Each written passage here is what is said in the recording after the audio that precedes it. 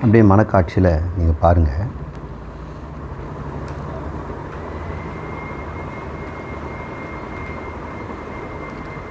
ஒரு படியை காட்டுக்குள்ளே நடுவில் இருக்கிறீங்க. சுற்றிலும் மரங்க, உயரமான மரங்க, குட்டை குட்டையான மரங்க, கிளைகள் வளைந்தது, அதுக்குள்ளே குனிஞ்சு போகிறோம். நிறைய கொடிகள்லாம் படர்ந்து மலைப்பாம்பு மாதிரி தொங்குது.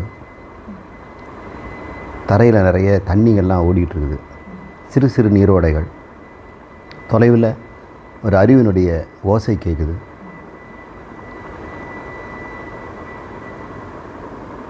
எங்கே பார்த்தாலும் இந்த பசுமையான மரங்களை தான் நீங்கள் பார்க்குறீங்க. அப்படியே கண் இருண்டு போயிடுது. கண்ணு மறுபடியும் வெளிச்சம் வரும்பொழுது நம்ம ஒரு கடற்கரையில் இருக்கிறோம். கண்ணு கெட்டின தூரம் வரைக்கும் நீலக்கடல். அப்புறம் வானம் முழுக்க பெரிய பெரிய மேகங்கள்லாம் இருக்குது.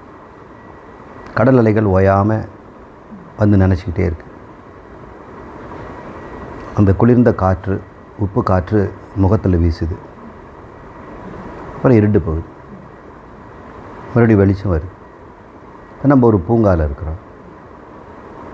சரியான உயரத்தில் வெட்டப்பட்ட அந்த புதர்கள், அங்கே கொத்து கொத்தாக வச்சுருக்கிற ரோஜா, மறுபடியும் பாத்தி மாதிரி அழகழகான வடிவத்தில் செய்யப்பட்ட அந்த அலங்கார செடிகள், அதில் குறுக்கு நடக்கிறதுக்கு ஒரு பாதை, அங்கே சிறிய செயற்கை தடாகம், அது பக்கத்தில் பாறாங்கல்கள் எல்லாம் மேலே அடுக்கி அதுலேயும் செடிகள்லாம் வளைச்சிருக்கிறாங்க. அந்த தண்ணியில் அந்த பாறையினுடைய பிரதிபலிப்பு இருக்குது. பக்கத்துலேயும் அந்த பந்தல் மாதிரி போட்டிருக்கிறாங்க.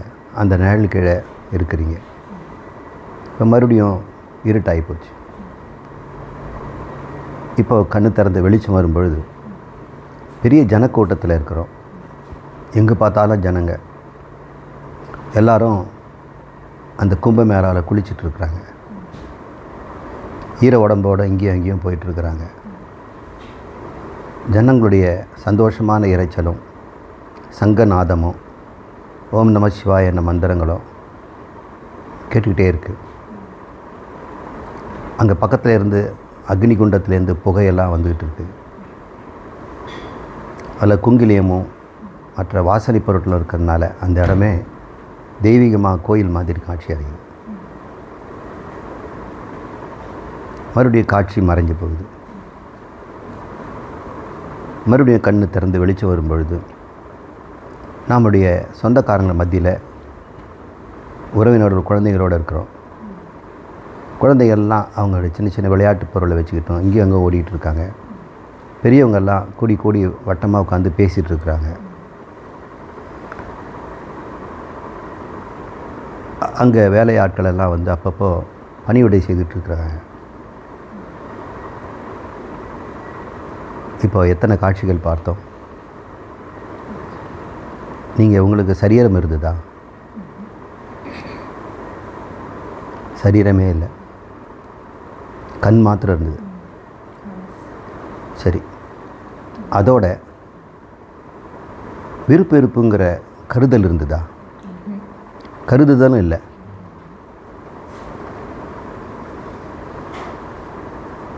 கண் மாத்திரமாகவும் கருதல் இல்லாமலும் வாழ்வதுதான் பற்றற்ற நிலை.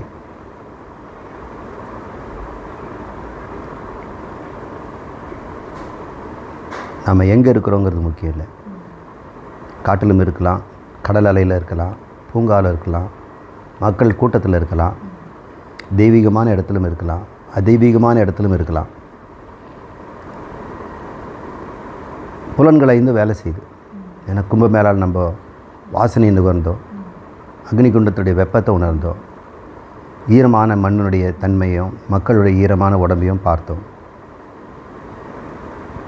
5 புலன்களும் அதனுடைய வேலையை செய்யுது. ஆனால் உள்ளுக்குள்ளே கருதல் இல்லை. பிடிக்கும் பிடிக்கலை, இன்னும் இதை பார்த்துக்கிட்டே இருக்கணும், இல்லை வேலை பார்க்கணும், எந்த எண்ணமும் இல்லாமல் கருதலற்ற ஒரு வாழ்க்கை. எந்தவித கருத்தும் நாம் எது மேலேயும் வைக்கலை. வேண்டுதல்ங்கிற கருத்தும் இல்லை, வேண்டாங்கிற கருத்தும் இல்லை. அப்போது அறிவு மாத்திரமாக இருக்கிறோம். அந்த அறிவு கூட 5 புலன்களால் 5ஆக பிரிஞ்சிருக்குது, அவ்வளவுதான். சப்த அறிவு, காட்சி அறிவு. அதனால் தப்பு இல்லை, நாம் அறிவு. ஆனால் நமக்குள்ளே வரக்கூடிய உலக விஷயங்கள் எல்லாம் 5 வகையாக வரதுனால நான் அதை 5ஆக அறிய வேண்டியிருக்கு. அதனால் 5ஆக நான் மாறலை, என்னுடைய அறிவு 5ஆக பிரியலை. ஆனால் எனக்கு கொடுக்கப்பட்ட விஷயங்கள் எல்லாம் 5ஆக இருக்கிறதுனால நான் 5ஐயும் அறிவதனால 5 விதமான அறிவு இருப்பதாக எனக்கு தோணுது. விஷயம் இருக்கிற வரைக்கும் தான் நான் 5 வித அறிவாக இருக்கிறேன். விஷயங்கள் ஒன்று மட்டும் இருந்ததுன்னா நான் ஒரு அறிவாக இருக்கிறேன். மண்புழு போல் அது ஒரு அறிவு. விஷயங்கள் எல்லாம் நீங்கின பிறகு நான் அறிவு மாத்திரமாக இருக்கிறேன். இதுக்காக நம்ம தியானம் பண்ணி நீண்ட காலம் விரதம் இருந்து அந்த பயிற்சியெல்லாம் தேவையில்லை. காட்சிகள் காணட்டும், கேள்விகள் கேட்கட்டும், ஆனால் கருதுதல் மட்டும் இல்லாமல் இருக்கணும். இந்த கருதுதல் தான் மனிதனுக்கு சம்சாரம் ஆகிடுது. அந்த கருதுதல் இருக்கவே கூடாதா? அதை கொஞ்சம் ஆராய்ச்சி பண்ணி பார்ப்போம். பொழுது விடிஞ்ச உடனே ஒருத்தன் எழுந்துக்கிறான். எழுந்த உடனே அவன் நேற்று விட்ட வேலையை தான் தொடர்ந்து செய்கிறான். நேற்று என்னென்ன நடந்ததோ, அதுக்கு முந்தின நாள் என்ன நடந்ததோ, போன வாரம் என்ன நடந்ததோ, சென்ற மாதம் நடந்ததோ, அதனுடைய தொடர்ச்சியாக தான் இன்னையினுடைய அவனுடைய போக்கு இருக்குது. மறுபடியும் தூங்கும்பொழுது எல்லாம் அடங்கி போகுது. மறுநாள் தொடங்கும்போது மறுபடியும் விட்ட இடத்துலேருந்து ஆரம்பிக்கிறான். இது போல தான் இந்த பிரபஞ்ச சிருஷ்டியும் ஒரு தூக்கம். ஒரு பிரளயம் வந்துடுச்சுன்னா ஈஸ்வரன் தூங்குறார். மறுபடியும் முழிக்கும்போது போன பிரளயத்துக்கு முன்னாடி இந்த பிரபஞ்சம் எங்கே விட்டுதோ அந்த காரியத்தை தான் நிறைவேற்றுறார். இப்போ எதுக்கு தூங்குறாரு? எதுக்கு தூங்கணும்? நாம் ஏன் தூங்குகிறோம் அப்படின்னா நமக்கு மோட்சம் வேணும் இல்லையா? மோட்சம் எப்படி இருக்கும்னு தெரியணும் இல்லை? அதனால் அப்பப்போ நமக்கு ஒரு இன்பத் துன்பங்கள்லேருந்து ஒரு விடுதலை கிடைக்குது, ஒரு இளைப்பாறுதல். எல்லா ஜீவர்களும் இந்த தூக்கம்னு மட்டும் இல்லைன்னா இந்த வாழ்க்கை மாற்றிக்கவே முடியாது. மாற்றுறதுக்கு தூக்கம் தேவைப்படுது. எப்படின்னு பார்ப்போம்.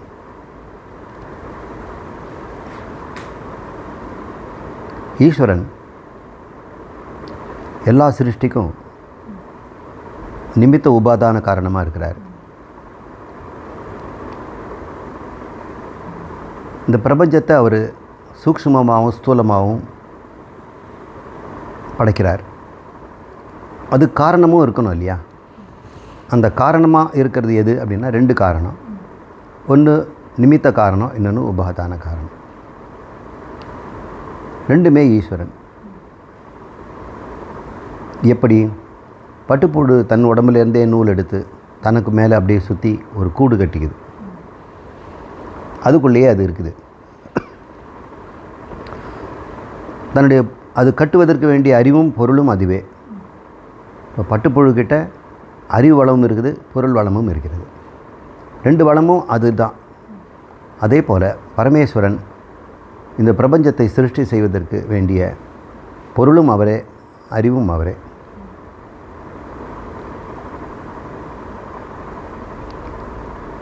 இந்த 2த்தையும் நம்ம சித் சக்தி அச்சித் சக்தின்னு சொல்லலாம். பரமேஸ்வரனுடைய நிமித்த காரணமாக இருக்கிறது அவருடைய சித் சக்தி. அவருக்கு உபாதான காரணமாக இருக்கிறது அச்சித் சக்தி. 2மே அவருடைய சக்தி தான். அவருடைய சக்தி அது.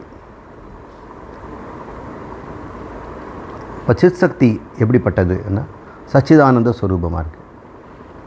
அச்சித் சக்தி எப்படிப்பட்டது? அது எப்படிப்பட்டது?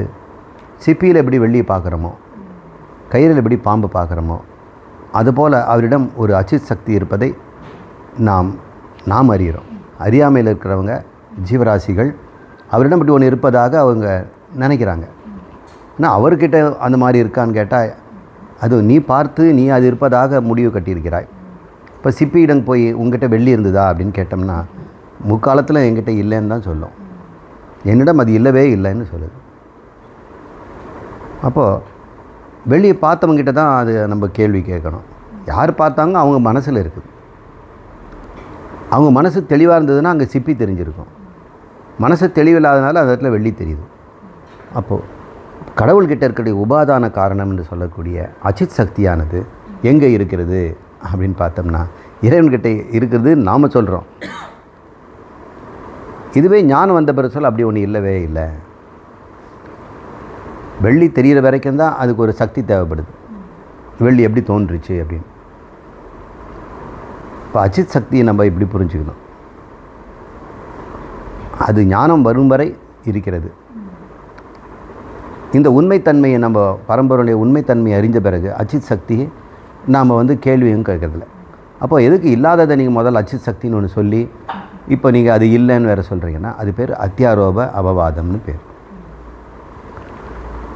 எல்லாருமே உலகம் உண்மைன்னு இருக்குதும் எப்படி சிருஷ்டி பண்ணார், கடவுள் எப்படி பண்ணார் அப்படின்னு தெரிஞ்சுக்கிறதுக்கு பிறகு தான் கடவுளுடைய தன்மையை அறிஞ்சிக்க பார்க்குறாங்க. எனக்கு தடஸ்த லட்சணத்தை வச்சு தான் சொரூப லட்சணத்துக்கு போகணும். இப்போ சொரூப லட்சணத்தை சொன்னோம்னா அப்படி ஒரு பொருள் இல்லைம்பாங்க. சச்சிதானந்தம் தான் எல்லாமா இருக்குதுன்னு அப்படி ஒரு பொருள் இல்லையம்பாங்க. அப்போ உங்களுக்கு ஒரு ஏதோ ஒரு மறைப்பு இருக்குது. அது பேர் ஆவரணம்ன்றோம்.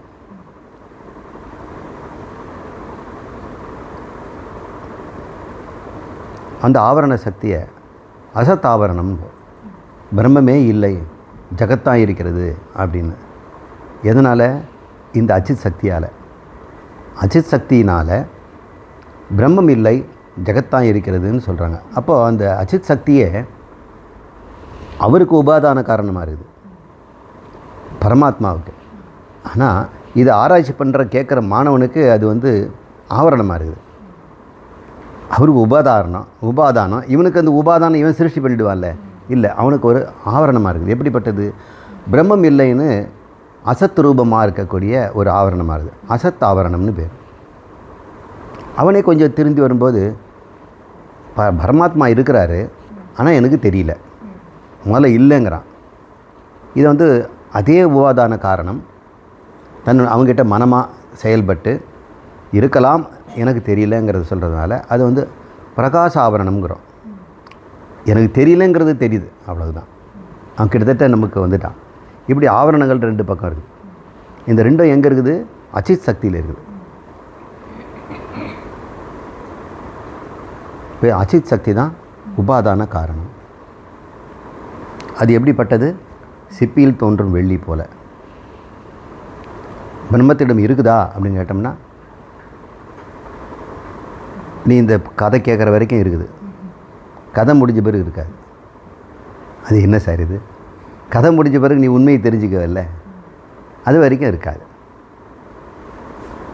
அப்போ இருக்குதுன்னு சொல்கிறது எதுக்கு காரணம்னா நம்ம ஏற்கனவே இருக்குதுன்னு முடிவு பண்ணியிருக்கிறோம். அது பிரசித்தி வசனம். நம்ம ஏற்கனவே பிரசித்தியாக இந்த ஜகத்து உண்மைன்றதை எப்படி படைச்சிருப்பார் அப்படின்னு. ஏன்னா எல்லா மதங்களும் ஜகத்தை சிருஷ்டிச்சது இறைவன் சொல்கிறாங்க.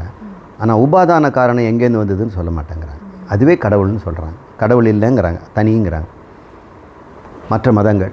அப்புறம் நம்முடைய இந்து மதத்துலேயுமே சைவ சித்தாந்தம் போன்றதும் வைஷ்ணவம் போன்றதும் நியாய வைசேஷிகம், சாங்கியம், யோகம், இவங்க எல்லாருமே பூர்வ மீமாம்சமும் கூட இறைவன் வேறு, அவங்க உபாதான காரணம் வேறு அப்படின்னு தான் சொல்கிறாங்க. உபாதான காரணம் உண்மைங்கிறாங்க. நாம் சிப்பில் தோன்றும் வெள்ளி அது அச்சித் சக்தி, அதுதான் சிருஷ்டிக்கு உபாதான காரணம் வரும். ஆனால் அவங்க உபாதான காரணம் ஒன்று இருக்குது அப்படின்னு அவங்க சொல்கிறாங்க. இருக்குதுன்னு சொன்னப்போ ரெண்டு பொருள் ஆகிடும், துவைதம் ஆகிடும். இறைவன் ஒன்று, உபாதான காரணமாக இருக்கக்கூடிய ஒரு பொருள். அந்த உபாதானத்தை இப்போ அவங்க என்ன சொல்லுவாங்க? பிரதானம் அப்படின்னு சொல்கிறாங்க.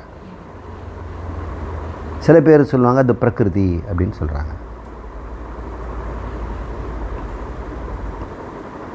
இப்போ நம்மக்கிட்ட இந்த சக்ஷி மாத்திரம், இந்த காண்பவனாக மட்டும் இருந்து கருதுதல் இல்லாமல் இருக்கிறதுக்கு எப்படி உங்களால் இவ்வளோ சுலபமாக இருந்தது?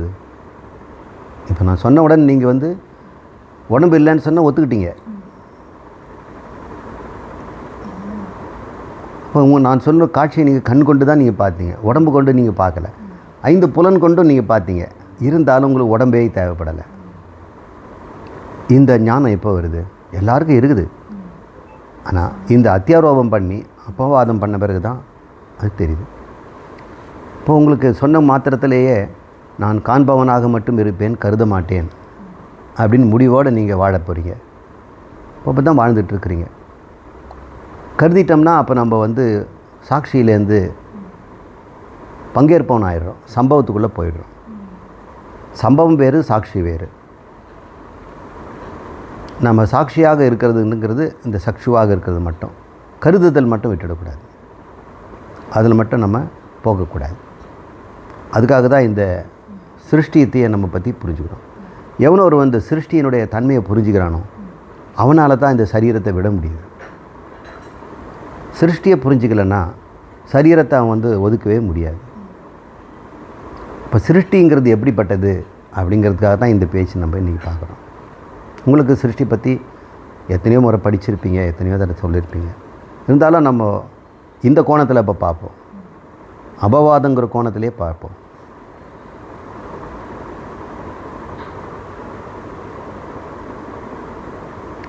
அச்சித் சக்தியை பற்றி நம்ம பார்ப்போம். சித் சக்தியை பற்றி நமக்கு ஒரு கவலையும் இல்லை. அது பரமாத்ம ஸ்வரூபம், பரமாத்மான்னு வச்சு. இந்த அச்சித் சக்தி சிப்பியில் வெள்ளி மாதிரி தோற்ற மாத்திரமாக இருக்குது.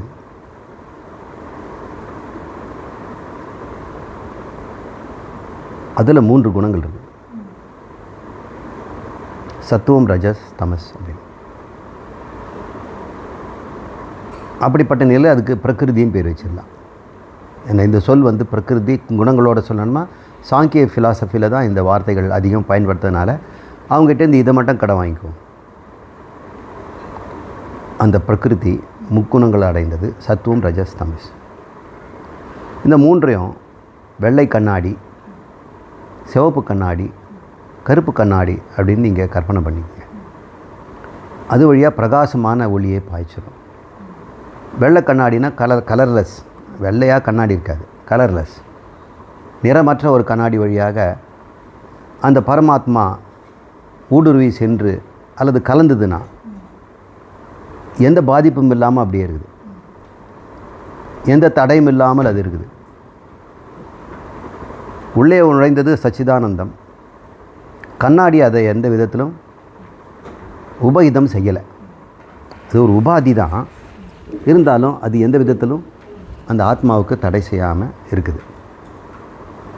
அந்த சத்துவ குணத்தில் இருக்கக்கூடிய அந்த பிரகிருதிக்கு மாயா அப்படின்னு பேர். முதலே ஏன் சொல்லலைன்னா சத்துவ குணத்தில் இருக்கும்போது தான் மாயான்னு பேர்.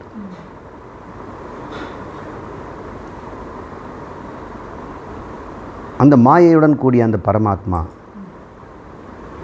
எப்படி இருக்கிறார் அப்படின்னா சிருஷ்டிக்கு தயாராகிறார். அவர் மட்டுமா இருந்தால் பிரம்மமாக இருப்பார், சச்சிதானந்தமாக இருப்பார். இப்போது சத்துவ குணத்தோடு இருக்கிறார். சத்துவ குணம் எண்ணங்களை பிறப்பிக்கக்கூடியது, அறிவு சொரூபமானது. விதவிதமான நாமரூபங்களுக்கெல்லாம் அது உற்பத்தி காலமாக இருக்கிறதுனால அது ஒரு நல்ல நிமித்த காரணமாக அமைஞ்சு போகுது. அவர் தான் பரமாத்மா. ஆனால் அந்த உபாதானம்னு சொல்லக்கூடிய இந்த உபாதியாகிய மாயா அல்லது இந்த சத்துவகுண பிரதானம், அந்த அச்சித் சக்தி எந்த விதத்திலும் அவருக்கு கெடுதலையோ பாதிப்பையோ இல்லாதனால அவர் சுதந்திரியாக இருக்கிறார், சர்வஜனாக இருக்கிறார், பாதிக்கப்படாமல் இருக்கிறார். அவர் ஆனந்தத்துக்கு எந்த விதமான கேடும் இல்லை. அந்த மாயாவில் இருக்கக்கூடிய அந்த சத்துவத்தில் இருக்கிறது ஈஸ்வரன் அப்படின்னு பேர். மாயினம் து மகேஸ்வரக.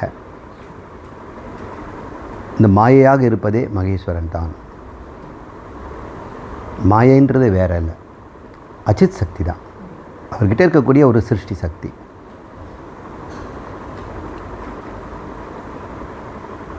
இந்த ரஜோகுணம் இருக்கக்கூடிய அந்த பிரதானம் இந்த பிரதானங்கிறத நம்ம வந்து சாங்கியர்கிட்டேருந்து வாங்குகிறோம், நியாயவாதிகிட்டேருந்து பிரதான. பிரகிருதிங்கிறது வந்து சாங்கியர்கிட்டேருந்து வாங்குகிறோம். வேதாந்தத்தில் அதுக்கு வந்து வேறு பேர் உண்டு, மூல பிரகிருதின்னு பேர். அதை தான் அவங்க பிரகிருதின்னு எடுத்துக்கிட்டாங்க. இந்த மூல பிரகிருதியில் சத்துவ குணத்தை மாயா, அதில் பிரதிபலிக்கின்ற பரமாத்மாவுக்கு ஈஸ்வரன் அப்படின்னு பேர். அதே பரமாத்மா ரஜோகுண மூல பிரகிருதியில் கலந்து இருக்கும் பொழுது எதில் கலக்கிறோமோ அது மாதிரி ஆகிடுறோம் இல்லையா? நாமளும் அந்த மாதிரி சேரில் கலந்துட்டோம்னா சேராக தான் வரும், பன்னீரில் கலந்தால் பன்னீராக இருக்கிறோம். அதை நம்ம அது உபாதியினால் நாம் வந்து உபகிதப்படுறோம், அவ்வளோதான். பரமாத்மாவுக்கு எந்த பிரச்சனையும் இல்லை. ஆனால் இது அறியாதவனுக்கு பரமாத்மா இப்போ வந்து பாலில் நனைஞ்சிட்டாரு, மண்ணில் கலந்துட்டார், ரஜோகுணத்தில் இருந்துட்டாருன்னு சொல்லுவாங்க. அப்படி தான் அபிஷேகம்லாம் நம்ம பண்ணி பார்க்குறோம். பரமாத்மா மேலே என்னென்ன போட்டு இப்போ பால் மயமாக இருக்கிறாரு அப்படின்னு நம்ம அவரை நிரப்பி பார்க்குறோம், உபாதியை உண்டு பண்ணுறோம். ஆனால் அவர் அந்த கல்லாக இருக்கக்கூடிய பரமேஸ்வரன் எதுவும் இல்லை, கழுவின பிறகு அது எல்லாம் சுத்தமாக அவர் இருக்கிறார். இது அபிஷேகத்தை நம்ம புரிஞ்சுக்கிறோம். ரஜோகுணத்தில் பிரதிபலிக்கின்ற அல்லது கலந்து இருக்கின்ற அந்த ஆத்மாவுக்கு ரஜோகுண தன்மை இருப்பது போல தெரியுது. எப்படி அந்த சத்துவகுணம் இருந்ததுனால அவர் மாயா தன்மையை அவர் வைத்திருந்தாரோ, இப்போ அவருக்கு ஒரு நிலை வருது இல்லையா? அந்த ரஜோகுணத்துக்கு அவித்யான்னு பேர். இப்போ அவருக்கு என்னாச்சு? அவித்யா ரூபமாயிட்டார். அதுக்கு மாயான்னு சொன்னோம், இது அவித்யான்னு. இந்த சொற்களை ஞாபகம் வச்சுக்கோங்க. அதே பரமாத்மா அவித்யாவில் வந்த உடனே அது ஜீவர்களுக்கு ஆதாரமாயிடுது, அதுதான் ஜீவர்களை தோற்றுவிக்குது. இப்போ ஜீவராக இருக்கிறது யார்? பரமாத்மா. மூலப்பிரகிருதியில் இருக்கக்கூடிய ரஜோகுணம், அதுதான் ஜீவர்கள்.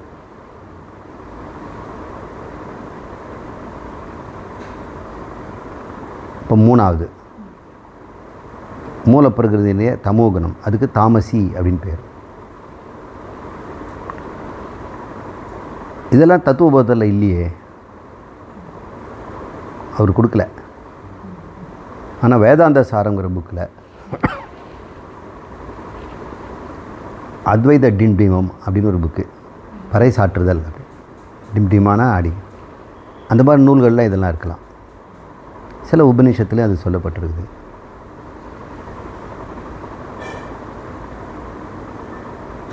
அப்புறம் பாகவதம் போன்ற நூல்களில் இருக்கலாம்.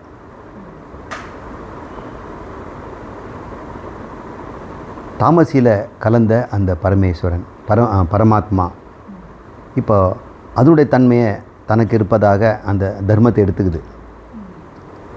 அதை தான் அத்தியாசங்கிறோம். இந்த மூணும் அத்தியாசம்தான். அது நிர்குணம்.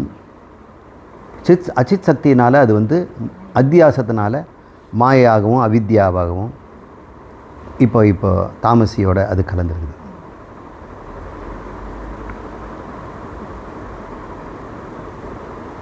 இந்த தாமசி தான் ஸ்தூல பிரபஞ்சம் சிருஷ்டி செய்வதற்கு அவருக்கு காரணமாயிடுது. ரஜோகுணம் வந்து அதுக்கு அவருக்கு சூக்ஷ்ம பிரபஞ்சத்தை சரி பண்ணுறது.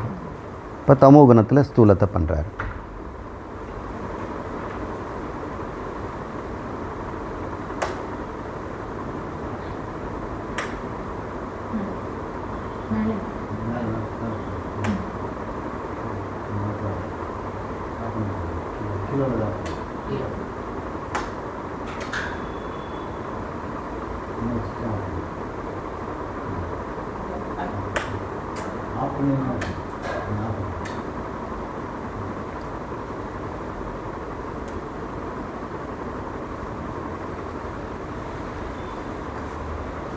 தாமசி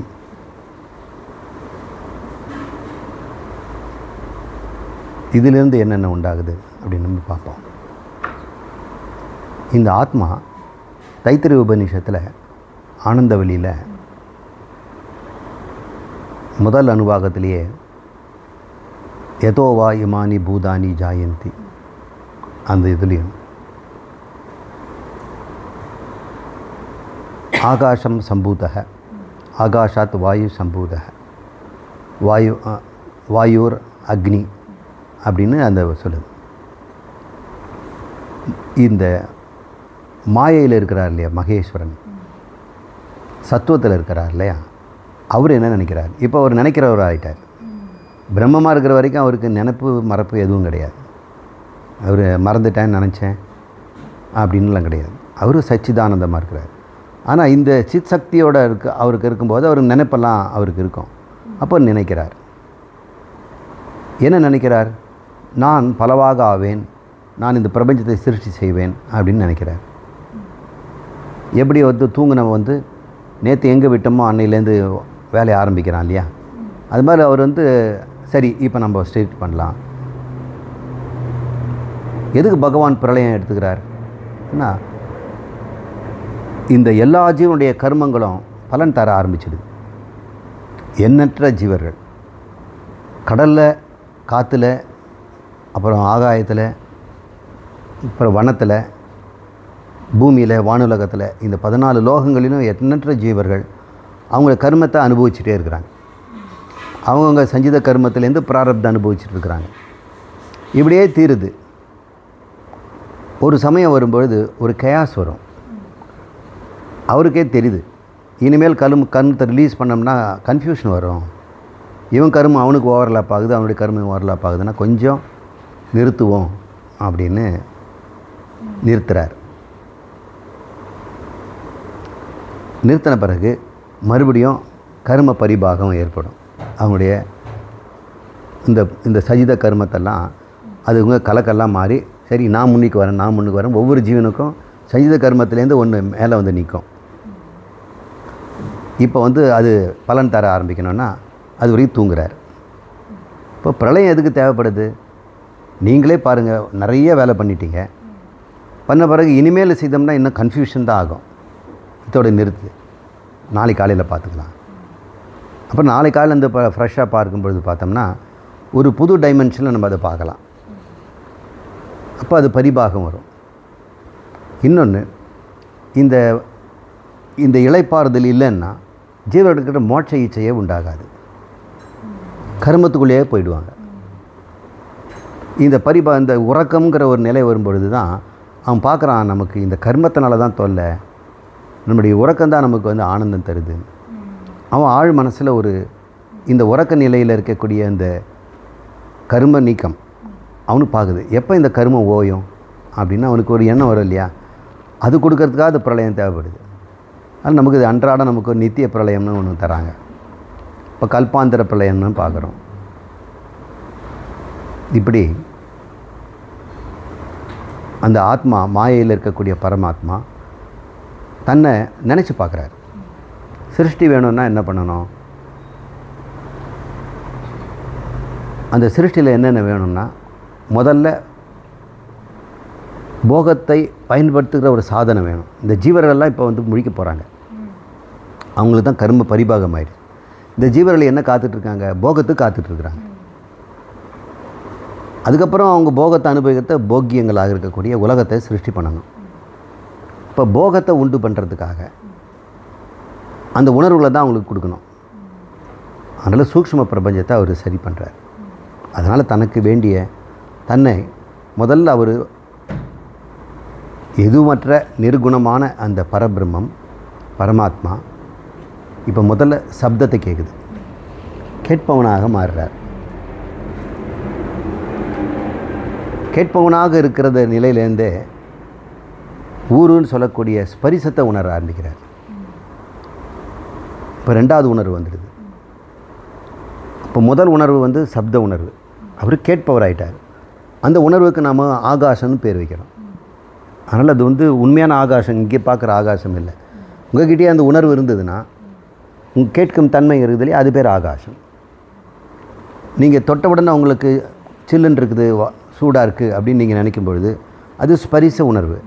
அவருக்கு ஏற்படும் போது அதை வாயு அப்படின்னு நம்ம பேர் கொடுத்துருக்குறோம். அதனால் நம்ம பேரை வச்சு நம்ம தப்பாக புரிஞ்சிக்கூடாது. ஸ்தூலமான வாயுவுக்கு அதுக்கு சம்பந்தம் இல்லை. இப்போ பகவானுக்கு என்ன வந்துடுச்சு? ஆகாசம் உண்டு பண்ணிட்டாரு, அதில் ஒரு உணர்வு வச்சுருக்கிறாரு. அப்புறம் வாயு உண்டாருக்கிறாரு.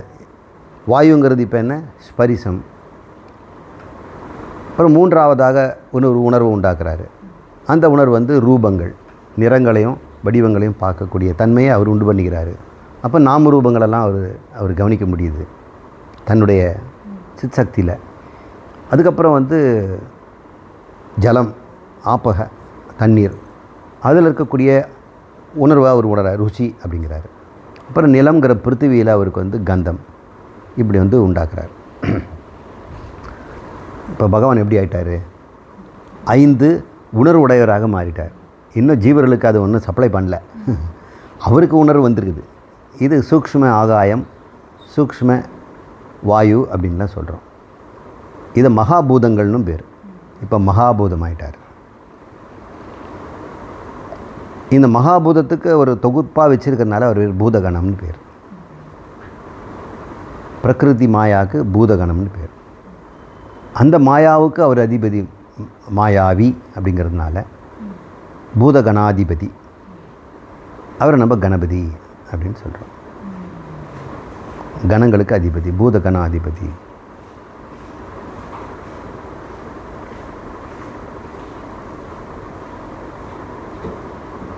மகா கணபதி மனசா ஸ்மராமி, மகா கணபதின்ற பாட்டில் வரும்.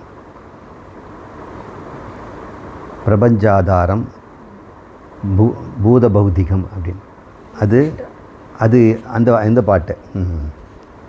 மகா கணபதி மனசா ஸ்மராமி அந்த பாட்டிலே வரும்.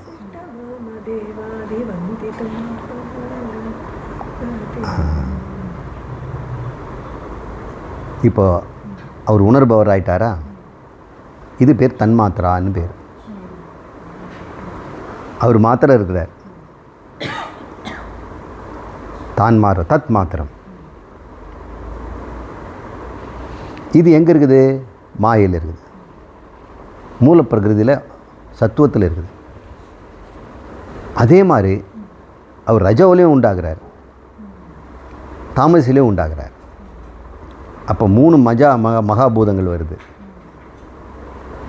இதெல்லாம் என்னென்னங்கிறது நீங்கள்லாம் படிச்சிருப்பீங்க. ரஜோகுணத்தில் இருக்க பஞ்சபூதங்களெல்லாம் பிராணனாகவும் கர்மேந்திரியங்களாகவும், இந்த சத்துவகுணத்தில் இருக்கக்கூடிய மகாபூதங்களெல்லாம் தனித்தனியாக ஞானேந்திரியங்களாகவும் தொகுப்பாக அந்த கரணமாகவும் மாறுது. அப்புறம் தாமசியில் இருக்கக்கூடிய முக்குணங்களில் அதில் தாமச குணத்தில் இருக்கும்போது அதில் பிரதிபலிக்கிறவருக்கு என்ன பண்ண போகிறாரு? அங்கேயும் பஞ்சபூதம் இருக்கு இல்லையா? அந்த தாமச குண மகா பஞ்சபூதங்கள் பஞ்சீகரணமாகி ஸ்தூல பிரபஞ்சங்கள் 14 எண்ணற்ற சரீரங்களும் அது உண்டாகுது. இந்த நிகழ்ச்சியை மட்டும்தான் சயின்ஸ் சொல்லுது. இது தான் வந்து டார்வினுடைய பரிணாம கொள்கை, அப்புறம் ஆரிஜின் ஆஃப் லைஃபு, அப்புறம் ஆரிஜின் ஆஃப் காஸ்மாஸு, இதெல்லாம் வந்து இந்த பஞ்சீகரணத்தை தான் அவங்க சொல்கிறாங்க. பஞ்சீகரண நிகழ்ச்சிக்கு பிறகுறத சொல்கிறோம். அதனால் நாம் வந்து எந்த விதத்துலேயும் விஞ்ஞானத்துக்கும் நம்முடைய வேதாந்தத்துக்கும் முரண்பாடு இல்லை. நான் விஞ்ஞானபூர்வமாக பேசணுன்னு நினச்சிக்காதீங்க. விஞ்ஞானத்தினுடைய பகுதி ரொம்ப ரொம்ப குறைவு. நாம் பேசின முக்கால்வாசி பேச்சு விஞ்ஞானத்துக்குள்ளே வராதது.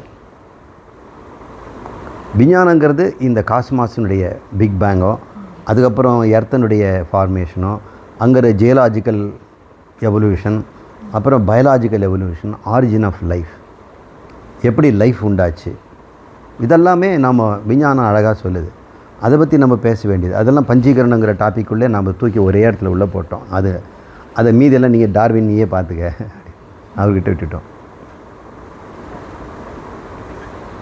இப்போ நம்ம இந்த ஞானத்தினால் என்ன கண்டுபிடிக்கிறோம் அப்படின்னா, ஒரே பரமாத்மா தான் மாயாவுக்குள்ளேருந்து ஈஸ்வரனாகவும்,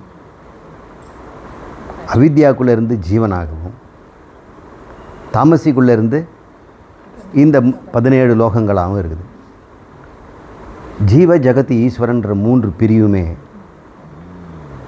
இந்த அச்சித் சக்தியிலேருந்து உண்டாச்சு. அச்சித் சக்தியோ சிப்பியில் தோன்றுகின்ற வெள்ளி மாதிரி. அப்போ இந்த 3 பேரையும் ஒன்றாக கலக்க வேண்டிய அவசியம் கூட இல்லை. இவங்க இருக்கிறாங்களா? எல்லாருமே அச்சித் சக்தியிலேருந்து வந்த கல்பனா ரூபங்கிறதுனால நமக்கு அதில் கருதல் என்ன இருக்குது? எல்லாமே கற்பனா ரூபமாகவும் சங்கல்ப மாத்திரமாகவும் நாம ரூபங்களாகவும் அத்தியாசத்தினால் உண்டானதுனாலையும் நம்ம ஆரம்பிக்கும் போது எப்படி ஆரம்பித்தோம்? கண் மாத்திரமாக இருந்து கருதலை விடுவோம் அப்படின்னு சொன்னோம். இப்போ கண் மாத்திரமாக வாழறது எப்படி? நமக்கு ரொம்ப சுலபமாக இருக்குது. கருதலை ரொம்ப குறைஞ்சி போனதை நம்ம பார்க்குறோம். திடீர்னு கோபம் வர்றதோ, பயம் வந்துடுறதோ, பொறாமை வர்றதோ இப்போ போயிடுச்சு. ஏன்னா அது வந்து கருத்தே இல்லை. ஒரு பொருளை கருத்தாக கொண்டு வரும்போது தானே நமக்கு கோபம் வருது. வெறும் காட்சி மட்டும் பார்த்தா என்ன செய்கிறது? ஊமை படத்தில் 2 பேர் சண்டை போட்டுக்கிறாங்க. கத்தி 2 பேரும் சண்டை போடுற, நீ என்ன பண்ண போகிறீங்க? ஒரு கருத்தும் வரல, என்ன தான் சொல்கிறாங்க, ஏதோ சண்டை போடுறாங்க தெரியுது. அப்போ ஊமை படம் இருந்த காலத்தில் சவுண்ட் ட்ராக்கு கிடையாது. இப்போ ஸ்க்ரீனுக்கு கீழே ஒருத்தர் வந்து சத்தம் போட்டு சொல்லுவார் கதை. அவர் ஒரே மாதிரி கதையை சொல்ல மாட்டார். அடுத்த ரீல் வரும்போது அதான் அடுத்த ஷோவுக்கு வந்து இன்னும் கொஞ்சம் வேடிக்கையெல்லாம் பண்ணிவிடுவார். கிருஷ்ணர் பேசும்போது அப்புறம் அவர் பேசும்போதும் அவர் லோக்கல் லாங்குவேஜில் எல்லாம் சொல்லிக்குவாங்க. வாடா போடாலாம் சொல்லுவார்.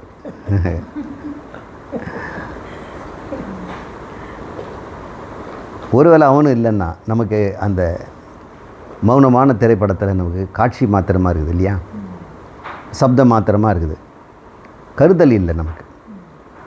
அதுபோல் இந்த பிரபஞ்சம் நமக்கு வெறும் இந்த பெர்செப்ஷன், நம்ம பெர்சீவ் பண்ணி தொலைக்கிறோம். ஏன்னா சரீரம் இருக்கிறதுனால, இந்த சரீரத்தில் இந்த பரமாத்மா கலந்துருக்கிறதுனால சரீரத்தினுடைய இந்த பெர்செப்ஷனும் அதுக்கு இருந்து தான் ஆகும். அந்த சரீரம் வந்து பெர்சீவ் பண்ணுறது சரீரத்துக்கே தெரியாது, ஆத்மாவுக்கு தான் தெரியும். ஆத்மாவுக்கு சாட்சியாக இருக்கிறோங்கிறத விட்டுட்டு சம்பவத்தில் கலந்துறது தான் பிரச்சனை. சரீரத்தினுடைய சம்பவத்தில் அது பங்கு பெற்றுதுன்னா அது அஞ்ஞானின்னு சொல்கிறோம், சம்சாரிங்கிறோம். இந்த ஞானம் வர்றதுக்கு இந்த உண்மையை நம்ம தெரிஞ்சுக்கிட்ட பிறகு 4 மணிக்கு நம்ம பேச ஆரம்பிக்கும் பொழுது எப்படி காட்சி மாத்திரமாக வாழ்வோம், கருதலை கைவிடுவோம் அப்படின்னு நீங்கள் இனிமேல் டெய்லி வேலைக்கு போனாலோ, வீட்டுக்கு போனாலோ, டிராஃபிக்கில் இருந்தாலோ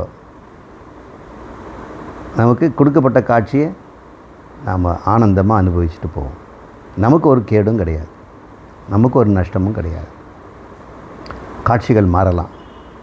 ஒவ்வொரு முறையும் இருட்டடித்து மறுபடியும் புதுசாக ஒரு தோற்றம் வருது. நாமளும் வந்து பல பிறவிகளில் பல உடம்புகளில் மாறுறோம். இந்த பிறவிலேயே தினமும் ஒவ்வொரு இடத்துல இருக்கிறோம். வீட்டில் இருக்கிறோம், வெளியே வந்துடுறோம், கடத்தெருவுக்கு போகிறோம், மறுபடியும் காட்சி மாறுது.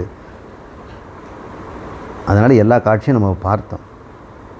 எதுவுமே நம்ம பாதிக்காமல் ஆனந்தத்தை மட்டும் நமக்கு அது கொடுத்துட்டு போகிறத நம்ம பார்க்கும் பொழுது எப்படி இந்த உலகத்தில் நான் சொன்னது தான் நான் சொன்ன அந்த வர்ணனைகளை இப்போ தினமும் தான் நீங்கள் பார்க்குறீங்க.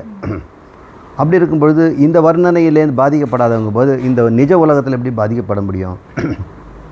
இந்த வர்ணனையில் நீங்கள் கருதுறதுக்கு ஒன்றுமே இல்லை.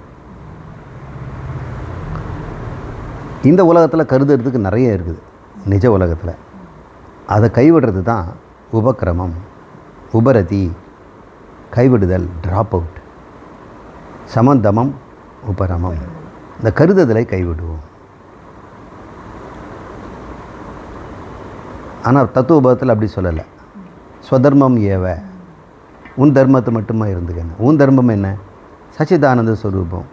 இப்போ என்ன ஆச்சு? அது 5 புலன்களாக இருக்க வேண்டிய ஒரு பந்தம், நிர்பந்தம். அதனால் அதை செய்கிறோம். அதனால் கருதுதல் நமக்கு இல்லை. அந்த கருத்தை கைவிடுவதை தான் நம்ம உபரமம், பிரபஞ்ச உபசமம் அப்படின்னு மாண்டூக்கியம் கூட சொல்லும். மாண்டூக்கியத்தில் உபசமம்னு சொல்லணும். அதைத்தான் வந்து உபரத்தி அப்படின்னு நம்ம மாற்றிருக்கிறோம். சரி, நம்ம 5 ஆச்சு. புது டாபிக் எடுத்துக்கலாம்.